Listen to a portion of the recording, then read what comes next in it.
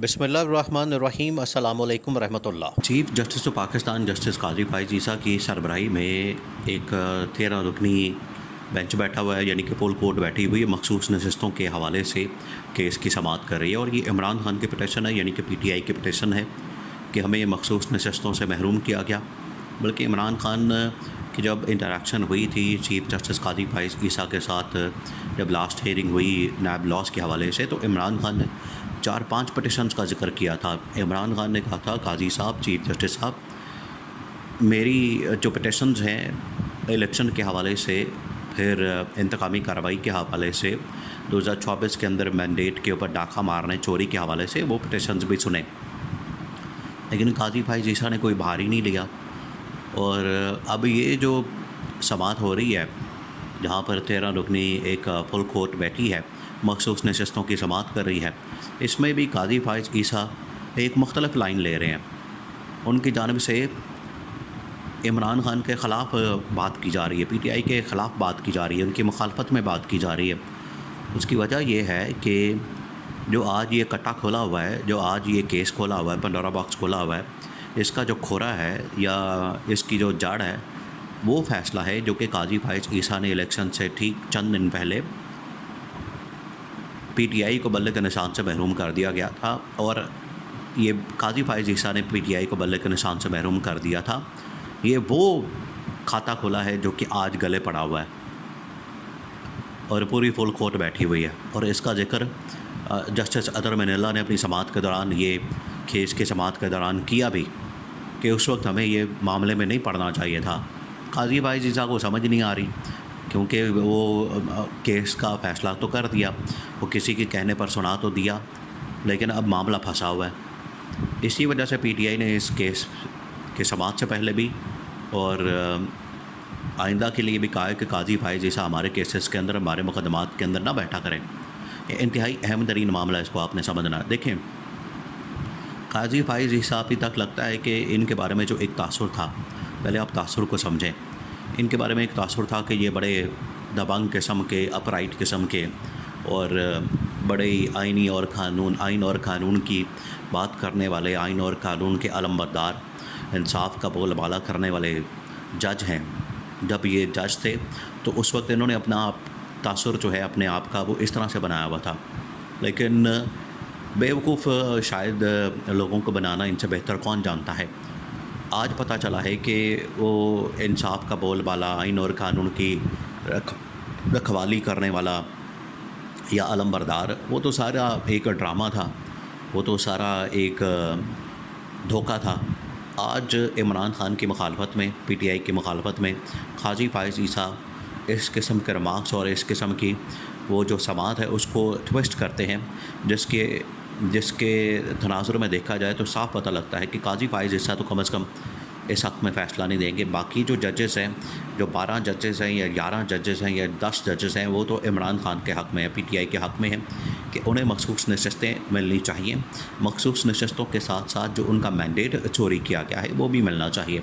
देखिए, ये आप इस बात से अंदाज़ा करें कि जब ये 6 जजेस का मामला आया तो शहबाज शरीफ दौड़ा आया इसके पास मुलाकात के लिए, काजी फाइज ईसा के पास। काजी फाइज ईसा के साथ मुलाकात की, उसमें कहा कि वो तसद्दुक़ जिलानी की सरबराही में एक रुकनी कमीशन बना दें और वो इसकी तहकीकात कर ले। आप इससे अंदाज़ा करें कि वो तहकीकाती कमीशन भी फ़ारिग हो गया, ना वो तहकीकाती कमीशन बना, सो मोटो नोटिस लिया गया, वो भी मामला आगे नहीं चला, ऊपर से ये वाला केस आ गया है। बल्कि पिछले दिनों तो शहबाज गवर्नमेंट की जानिब से काजी फाइज ईसा को एक्सटेंशन की बात हुई, और आपको पता है कि एक्सटेंशन का मामला ये इसी केस से जुड़ा हुआ है। अगर मखसूस नशस्तें वापस हो गई PTI को, इमरान खान को, तो काजी फाइज ईसा की एक्सटेंशन तो फ़ारिग हो जानी है। तो इतने ज़्यादा मतनाज़ तरीन जज या चीफ जस्टिस शायद ही पाकिस्तान की तारीख़ में पहले कभी आया हो इस तरह का, कि जो साफ़ नज़र आ रहा है कि उसका बायस है, तासुब है इमरान खान के ख़िलाफ़। इसी वजह से आप देखें कि इस्लामाबाद के अंदर, कैपिटल के अंदर, और इवन के सुप्रीम कोर्ट ऑफ पाकिस्तान से जब भी कोई इमरान खान की मुखालफत में केस आता है तो वहाँ पर मेरिट के ऊपर बात नहीं होती, मेरिट के ऊपर फ़ैसला नहीं आता, बल्कि वो टिल्ट होता है। तो ऊपर जो सरबरा है, जब वो ठीक होगा तो ऑटोमेटिकली वो इदारा भी ठीक हो जाएगा। अब इमरान खान और पीटीआई की जानिब से इसी वजह से पहले दिन ये कह दिया गया था कि हम तो इस काजी फाइज़ ईसा के सामने, चीफ जस्टिस के सामने अपना मुकदमा लगाना ही नहीं चाहते, और जिस मुकदमे के अंदर काजी फाइज़ ईसा होंगे हम उस मुकदमे में अपने आप को ख़ुद अलहदा कर लें। इसमें तो उन्होंने लेट एप्लीकेशन डाली, इस वजह से बहाना मिल गया काजी फाइज़ ईसा को, वरना उन्होंने तो पहले ही कह दिया था कि इस मुकदमे से भी अपने आप को अलहदा कर लें। लेकिन काजी फाइज़ ईसा ने अपने आप को अलहदा नहीं किया और मंजी डा के बैठ गए सुप्रीम कोर्ट के अंदर चीफ जस्टिस बन के, और बाकी 12 जजेस उनके साथ हैं। बहरहाल ये 13 रुकनी जो फुल कोर्ट बैठी हुई है, ये इतना आसान मामला नहीं है। आज देखें, जो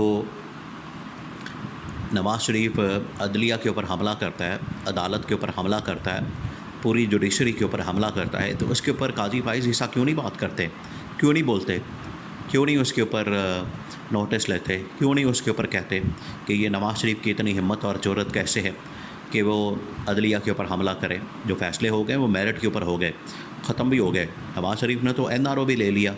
अब नवाज़ शरीफ को किस चीज़ का रोना उसने डाला हुआ है पूरे मुल्क के अंदर? एक ही रोना उसने डाला होता है, मुझे क्यों निकाला और मुझे जो है जजेस ने डिस्क्वालीफाई किया।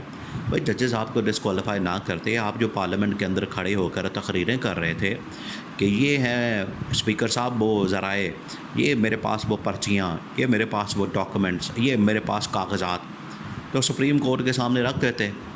वहाँ ना मनी ट्रेल रखी, ना लंदन के फ्लैट्स का बताया, ना दुबई की जायदादों का बताया जो अब निकली है, तो फिर आपको डिस्क्वालीफाई करना था और क्या आपके गले में हाथ डालना था?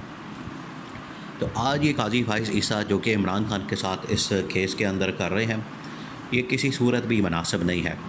और अब इमरान खान और काजी फाइज़ ईसा के ख़िलाफ़ ये जो PTI वाले हैं, वो तो ये खुल्लम खुल्ला ये बात कर रहे हैं कि अगर हमें यहाँ से मैंडेट ना मिला, अव्वल ये कि मैंडेट मिल जाएगा, मखसूस नशस्तें मिल जाएंगी। उसकी वजह यह है कि ना सिर्फ मैंडेट बल्कि मखसूस नशस्तें जो तकरीबन कोई 80 के करीब बनती हैं, तो इस तरह से इमरान खान की टोटल नशस्तें 180 हो जानी है।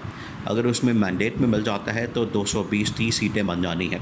इमरान खान को उम्मीद है कि वो सारा मैंडेट भी वापस मिल जाए, मखसूस नशस्तें भी वापस मिल जाएँ, ताकि और ये काजी फाइज़ ईसा के ऊपर ज़िम्मेदारी, उनका फ़र्ज़ है, ये बतौर चीफ जस्टिस उनकी ज़िम्मेदारी है कि वो इंसाफ फराहम करें, ना कि अपने केसेस को छुपाने के लिए जो अपनी 2 नंबरियाँ की हुई हैं, वो जो फ़ैसला किया हुआ है बल्ले के निशान से महरूम करने का, वो गले पड़ गया। आज उसके ऊपर बातें हो रही हैं, पूरी अदालत उसके ऊपर बात करती है कि हमें उस तरफ जाना है, काजी फाइज़ ईसा उस तरफ जाने नहीं देता, मामला फंस गया।